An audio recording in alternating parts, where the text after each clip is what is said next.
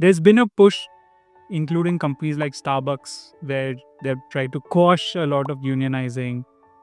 Recently, there was a report that Seattle Portland's port, Uh-huh. the entire union thing has said that you can't allow robotics and all in our logistics. And there's been a aggressive push in America towards, unionizing or things like that. What is your take on that? See, I've already mentioned that I'm a capitalist when it comes to business.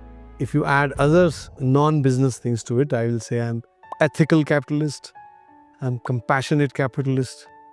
So, because capitalist doesn't mean ruthless. People have this image, being capitalist means you're ruthless. No, it means when it comes to business, I look at business as a means of making profits, making money. There are enough non-business things we all do. I am also involved in charity, philanthropy, my duties that I have towards that I feel towards the society. Now, why I'm mentioning this is because often they use this kind of unionize, whether somebody is like in US, it is a very religious war. You are anti-abortion, pro-abortion. You're pro-union, anti-union. I think to me, in today's business, in the businesses that I have been in, we don't find unions because everybody is a white collar worker, right? So having come from that mindset, for me, I'm not able to understand or appreciate why do we need collective bargaining? Why do we need employees having collective bargaining? Because it is going to hurt the company. Now, collective bargaining means meaning again, blue collar workers, they may have, it is entirely different ball game, and I am not able to understand or appreciate where they come from. But where I am looking at, if for white collar workers, I don't think it's a good thing, because you are going to hamper the growth of the enterprise you are part of. So if you're looking at the larger good of the enterprise, at any level, and obviously then I think then unions or collective bargaining methods may not have any place.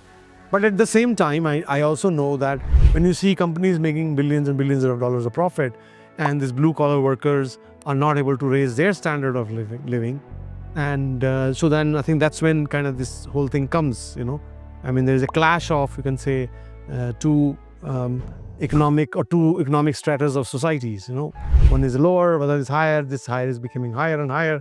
This is not finding anything. I think AI would be able to help a lot in this. How? Because it may automate a lot of menial tasks. Industrialization helped. If you look at, how did industrialization? Earlier, to, let's say, build the door of a car. Car is a simpler example to understand. The blue collar workers or factory workers, let's say 20 people used to get involved for 5 days. And then came machines where you can actually put put the entire mold, and then the door will come out in, let's say, a few hours or 1 hour or something like that. And then of course only thing left is making sure the door is connected well, and that too also now the robotic arms which can do that, and then you paint the door, that also. Then I think human intervention is becoming less and less, but the kind of human needed to do quality check, to ensuring work is done to the perfection, that level is high. So almost that guy is becoming closer to the white collar worker. And then of course you need people who have to fix the code, check the code, all that, make sure it's performing. What I'm saying is, way to fix this battle of pro-union, anti-union is by raising the profile of the people who currently are looking at being unionized. Does it make sense? Now, of course, it also means a lot of people will find themselves out of job, right? If a door was made earlier, 20 people, the first industrial revolution reduced from 20 to 10, and now this AI revolution will reduce from 10 to 2. So other 8 people, they would either find themselves out of the job market, or they may have to get trained to be able to do some other jobs, right? So I know I'm giving a very long answer to this simple question, because in short, I don't personally feel collective bargaining or unionizing is a good thing for any industry.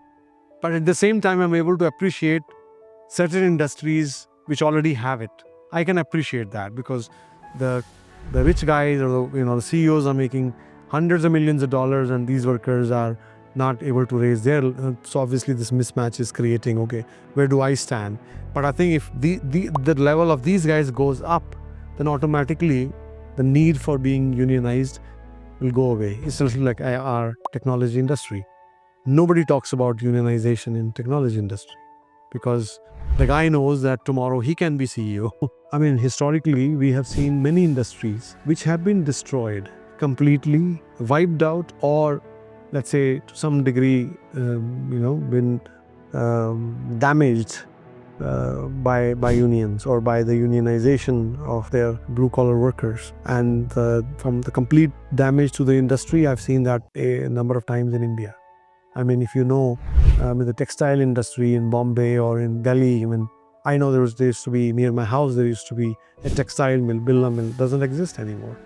And it got destroyed. I mean, I think last I remember 30 years ago or something, they had a long strike, and after that, they couldn't sustain, and the owners came out of the business. Bombay, Detroit, I think, off and on, I won't call it they got completely destroyed, but it has diminished the power of Detroit as the largest automakers.